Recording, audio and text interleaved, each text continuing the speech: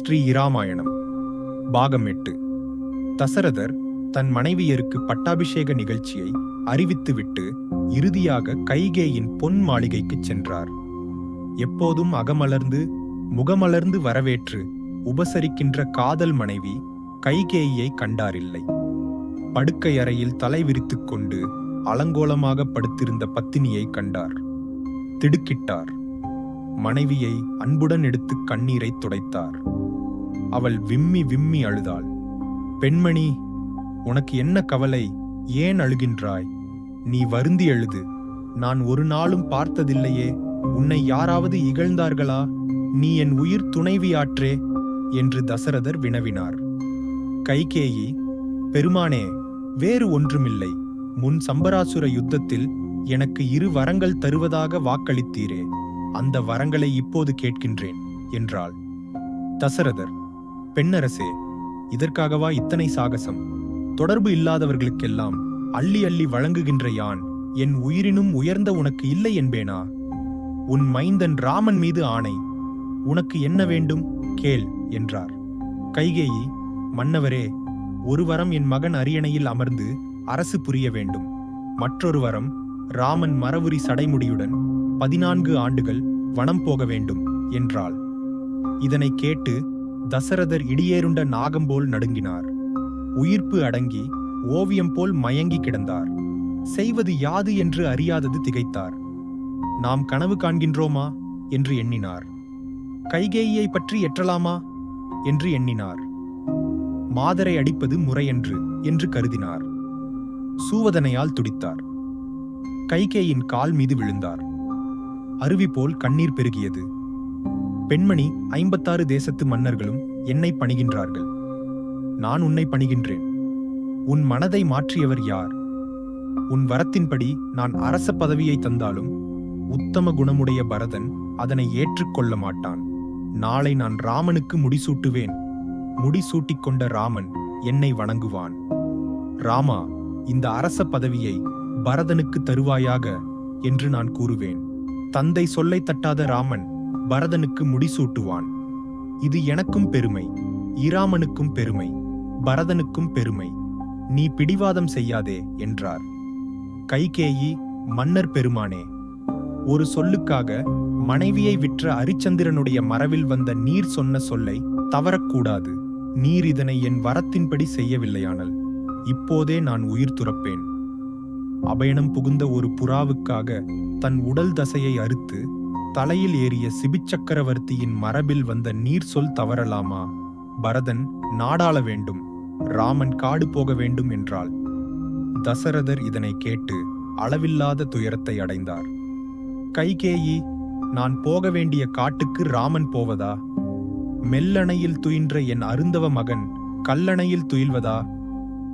ராமன் அயோத்தியில் இருந்தால் உனக்கும் உன் மகனுக்கும் என்ன தீங்கு செய்வான்? அவன் சரையு நதியில் ஒரு பர்ணசாலையில் இருக்கட்டும். பரதன் முடிசூட்டி ஆட்சி புரியட்டும். வெப்பமான விலங்குகள் வாழும் கானகத்துக்கு ராமனை அனுப்பாதே. மென்மையான உன் பெண்மை உள்ளம் இரும்பா? கல்லா, பரதன் நாடாளும் ஒரு வரத்தை தந்தேன். மற்றொரு வரத்தை மறந்துவிடு. 60,000 ஆண்டு தவம் புரிந்து பெற்ற மகனாகிய ராமன் 14 ஆண்டுகள் வனவாசம் புரிவதா? அதனை நினைத்தால் என் இதயம் வெடித்து விடும் போல் இருக்கின்றது. ராமா, ராமா என்று புலம்பினார். கைகேயி, தந்த வரத்தை மறுப்பது தகாதே என்று கூறினாள். மன்னவர் ராமா, ராமா என்று அழுது மூர்ச்சித்தார். அன்று இரவு கழிந்து பொழுது புலர்கின்றது. அயோத்தியில் வாழும் மாந்தர்கள் மட்டற்ற மகிழ்ச்சியினால் ராமருடைய மகுடாபிஷேக விழாவை சேவிக்க பட்டாபிஷேக மண்டபத்தில் குழுமினார்கள். வசிஷ்ட முனிவர் வேதியர்கள் புடைசூழ அங்கு வந்தார். சுமந்திரரே, பட்டாபிஷேகம் புரிய நேரம் நெருங்குகின்றது. நீர் போய் மன்னவரை அழைத்து வருக என்றார். சுமந்திரர் மன்னவர் கைகேயின் அரண்மனையில்தான் இருக்கக்கூடும் என்று எண்ணி கைகேயின் திருமாளிகையை அடைந்தார். அங்கே சக்கரவர்த்தி படுக்கை அறையில் அவசமாக இருந்ததை அவர் கண்டாரில்லை. கைகேயி அமைச்சரை பார்த்து, அமைச்சரே, நீர் சென்று ராமனை இங்கு அழைத்து வாரும் என்றாள். சுமந்திரர் மகுடம் சூட்டிக்கொள்ளும், மகனை வாழ்த்தி அனுப்புவார் போலும் என்று எண்ணி ராமருடைய திருமாளிகையை அடைந்து ராமரை பணிந்து, கைகேயி அம்மையார் அழைக்கின்றார் என்று கூறினார். ராமர், ஜானகி, முடிசூட்டும் நேரம் நெருங்கிவிட்டது. என்னை என் அன்னை அழைக்கின்றார், சென்று வருகிறேன். நீ மகுடாபிஷேகத்துக்கு ஆயத்தமாக இரு என்று கூறிவிட்டு தேரில் ஏறி புறப்பட்டார். சுமந்திரர் தேரை செலுத்தினார். மக்கள் ராமபிரானைக் கண்டு கண்ணும் கருத்தும் குளிர்ந்து களிப்புற்றனர். ராமரை கோசலே தேவியே பெற்றாள். ஆனால் வளர்த்தது கைகேயிதானே. ஆதலால் தன் அன்பு மகன் ராமனை வாழ்த்த அழைத்திருக்கின்றார் என்று மக்கள் பேசிக் கொண்டார்கள். வீரர்கள் வாள் ஏந்தி காவல் புரிந்தார்கள். இளம் மகளிர் வெண்சாமரம் இரட்டினார்கள். பல பெண்கள் இனிமையாக பாடினார்கள். பலர் மலர் தூவினார்கள். வேத வித்துக்களாகிய அந்தணர்கள் மந்திரங்கள் கூறி வாழ்த்தினார்கள். ராமர் கைகேயின் மாளிகையை அடைந்தார். கைகேயி முன் மண்டபத்தில் அமர்ந்திருந்தாள். ராமர், அம்மா என்று அன்புடன் அழைத்து அஞ்சலி செய்தார். ராமா, உன் தந்தை இப்போது ஒரு புதிய கட்டளையிட்டிருக்கின்றார். அதனை நான் கூறலாமா என்றாள் கைகேயி. ராமர், அம்மா, தந்தையின் கட்டளை தாய் மூலம் அமைந்தால் இதனை விட எனக்கு நலம் வேறு உள்ளதா? கட்டளையிடுங்கள், அதனை அடியேன் செய்வேன் என்றார். கைகேயி, ராமா, கடல் சூழ்ந்த உலகம் முழுவதும் பரதன் ஆடசி புரிய வேண்டும். நீ 14 ஆண்டுகள் சடைமுடியோடும் மரவுரியுடனும் வெப்பமான கானகம் போக வேண்டும். இது அரசனுடைய ஆணை என்றாள். இதனை கேட்ட ராமபிரான் மட்டற்ற மகிழ்ச்சி அடைந்தார். அவருடைய திருமுகம் தாமரையினும் மிக அழகாக மலர்ச்சி அடைந்தது. பாரம் நிறைந்த வண்டியில் பூட்டிய காளை மாட்டை அவிழ்த்து விட்டால் அக்காளை மாடு மகிழ்வது போல அகமமும் முகமும் மலர்ந்து ராமர் கூறுகின்றனர். முன்னறி தெய்வமாகிய அன்னையே, 1000 தந்தையர் சேர்ந்தால் ஒரு தாயாகுமா? என்னை 300 நாள் சுமந்து பெற்று பாலூட்டி தாளாட்டி வளர்த்த தாயினும் சிறந்த கோயில் உள்ளதா? இல்லை. என் நலத்திலே தங்களுக்கு தானே அக்கறை அதிகம்.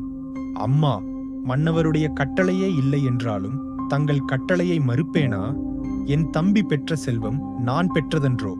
அரச பதவி அல்லல் பல தருவது. தந்தை சொல் மிக்க மந்திரமில்லை. அடியேன் செய்த புண்ணியம் இந்த இனிய வாய்ப்பு கிடைத்தது. இன்றே வனம் போகின்றேன் என்று கூறி விடை பெற்று ராமர் புறப்பட்டார். வெண் கொற்ற குடை இல்லை, வெண் சாமரம் இல்லை, தனியே புறப்படுகின்றார். சக்கரவர்த்தியின் தனிப்பெரும் புதல்வர் துணையின்றி தனியே போகின்றாரே என்று கம்பநாடார் எண்ணுகின்றார். ராமருக்கு முன்னும் பின்னும் இருவரை சேர்க்கின்றார். ராமருக்கு முன் விதி செல்கின்றது. தர்மம் பின்னே அங்கு தொடர்ந்து செல்கின்றது. இங்கே இருக்கின்ற விதி என்பது ராமபிரான் செய்த விதி என்று பொருள் செய்யக்கூடாது. ராவணாதி அவுணர்கள் செய்கின்ற விதி என்ற பொருள் செய்ய வேண்டும். ராமபிரான் தன்னை பெற்ற கோசலையின் திருமாளிகைக்குச் சென்றார். ராமர் தாயாரை அடியற்ற மரம் போல் விழுந்து வணங்கினார். நிலத்தில் விழுந்து பணிந்த மகனை எடுத்து கன்னத்தை கிள்ளி முத்தம் கொடுத்து, மகனே, நீடு வாழ்க, உனக்கு மகடாபிஷேகம் செய்யும் நேரமாயிற்றே. பரதன் வரவேண்டும், ஜனக மன்னர் வரவேண்டும் என்று தாமதிக்கின்றார்களா? பட்டாபிஷேகம் செய்ய ஏன் தாமதிக்கின்றார்கள் என்று கோசலை வினவினார். ராமர், அம்மா, அப்பா, இந்த தேசத்தை பாரதன் ஆள வேண்டும் என்று கட்டளையிட்டிருக்கின்றார் என்றார். கோசலை, மகனை, மிகவும் நல்லது. இட்சுவாகு குலத்தில் மூத்தவனுக்கு தானே முடிசூட்ட வேண்டும். மூத்தவன் இருக்க இளையவனுக்கு முடிசூட்டுவது முறைமை என்று. ஆனால் உன்னைவிட பரதன் நல்லவன். அவன் அரசு புரிந்தால் நாட்டுக்கு நலம். அரசியல் ஒரு சுமை. நீ ஆத்ம நலனுக்கு அதிகம் பாடுபடலாம் என்றாள். அம்மா, அப்பாவுடைய கட்டளை மற்றொன்றும் உண்டு. அடியேன் மரவுரியுடன் சடைமுடி தாங்கி 14 ஆண்டுகள் வனம் போக வேண்டும். இது பிதாவின் கட்டளையாதலால் அடியேன் வனம் போகின்றேன். இந்த வார்த்தையை கேட்ட கோசலை, மகனே என்று நிலத்தில் வீழ்ந்தாள். வேதனையால் மனம் வெந்து நொந்து துடிதுடித்தாள். தாம் போக வேண்டிய வெப்பமான கானகத்துக்கு உன் தந்தை உன்னை போகச் சொன்னாரா? மெல்லணையில் படுத்த நீ காட்டில் கல்லணையில் படுக்க வேண்டுமா? உன் மெல்லிய பாதம் கல்லும் முள்ளும் நிறைந்த காட்டில் நடக்க வேண்டுமா? காய்கனி உண்டு உயிர் வாழ வேண்டுமே. இது என்ன வஞ்சகம், கல் நெஞ்சம்! நீ போகின்ற காட்டுக்கு நானும் வந்து உனக்கு துணை புரிகிறேன் என்று கூறி புலம்பி அழுதாள். அம்மா, தந்தை சொல்தான் எனக்கு மந்திரம். நான் கானகம் போகவில்லையானால் தந்தையாரின் வாய்மை வழுவும். தாங்கள் தந்தையாருக்கு உதவி புரிய இங்கே இருக்க வேண்டும். பல பிறவிகளை பெறலாம். கணவன் ஒருவன்தானே. தாங்கள் என்னுடன் வருவது முறையன்று. என் வேண்டுகோளை புறக்கணிக்க வேண்டாம். அடியேனுக்கு உளமாற ஆசி கூறி வனம் போக விடை கொடுங்கள். கோசலை கண்ணீர் வடித்தாள். மகனே, அயலூர் போகும் மகனுக்கு தாய் கட்டமுது கட்டித் தருவாள். பரதனுக்கு அரசு என்றதனால் கட்டமுதும் தர எனக்கு இயல்பு இல்லை. அப்படியே கடன் வாங்கி கட்டமுது தந்தாலும் இருவேளைக்குத்தானே ஆகும். என் ஆருயிரே, அருமை பாலகனே, ஒரு தாய் மகனுக்கு செய்யும் உதவியைச் செய்ய நான் ஆற்றலின்றி துன்புறுகிறேன். தருமம் என்ற ஒரு கட்டமுதை உனக்குத் தருகின்றேன். நீ அறநெறியில் வழுவாதிரு. உனக்கு விலங்குகளும் பறவைகளும் உதவி செய்யும். இதில் விலங்கு என்பது வானரத்தையும் பறவை என்பது ஜடாயுவையும் குறிக்கிறது. மகனே, உன் ஆருயிரை அரணார் காக்க, உன் சிரத்தை திருமால் காக்க, உன் தோள்களை அசுவினி தேவர்கள் காக்க, ஏனைய தேவர்கள் உன்னை காக்கட்டும். நீ வாழ்கின்ற கானகத்தில் காலமில்லாத காலத்திலும் மரங்கள் பழுத்து உனக்கு உதவும்.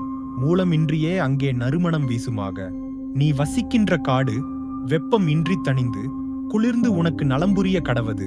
போய் வருக என்று ஆசி கூறினாள். ராமர் சுமித்திரையின் பொன் மாளிகைக்கு புறப்பட்டார். கோசலை தசரதரிடம் போய் ராமனை வனம் போக வண்ணம் தடுத்து நிறுத்த அனுமதி பெறலாம் என்று எண்ணி கைகேயின் மாளிகைக்கு சென்றாள்.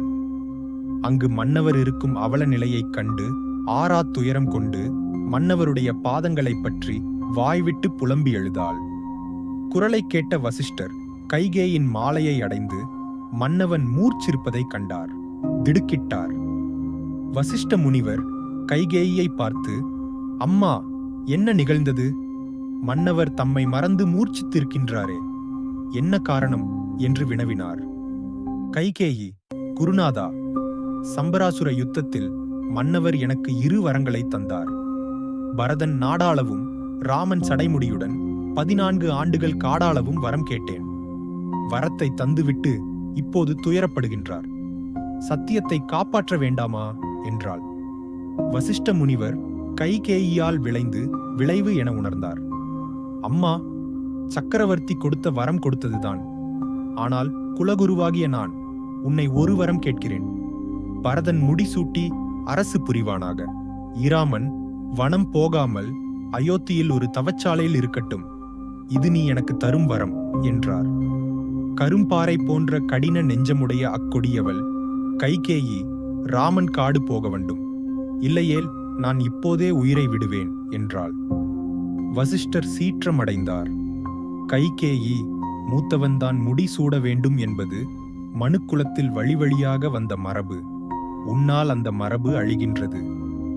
மன்னர் பெருமான் மரண வேதனை அடைந்துள்ளார். அதை கண்டும் நீ மனமிறங்கவில்லை. நீ பெண்ணா பேயா என்று உரத்த குரலில் கடிந்துரைத்தார். தசரதர் மூர்ச்சை தெளிந்தார். அழுகின்ற கோசலையை பார்த்து மனம் பதைத்தார். பெண்மணியே, நெடுநாளைக்கு முன்னே யானை வேட்டைக்குச் சென்ற யான் சுரக்குடுக்கையில் தண்ணீர் முக்கி எடுத்து ஒரு குறு புத்திரனை யானை தண்ணீர் குடிக்கின்றது என்று தவறாக கருதி சப்தவேதி என்ற கணையை தொடுத்தேன். அப்பாலகன் மாண்டுவிட்டான். அவனுடைய தாய் தந்தையர் புத்திர சுகத்தால் உனக்கு உயிர் பிரியும் என்று சாபம் விட்டார்கள். அந்த சாபம் இப்போது நேர்ந்துள்ளது. ராமன் கானகம் போவதும் நான் வானகம் போவதும் உறுதி. அவ்வினைக்கு இவ்வினை. விதியை வென்றவர் யாவர்? நீ அழாதே. தொடரும்.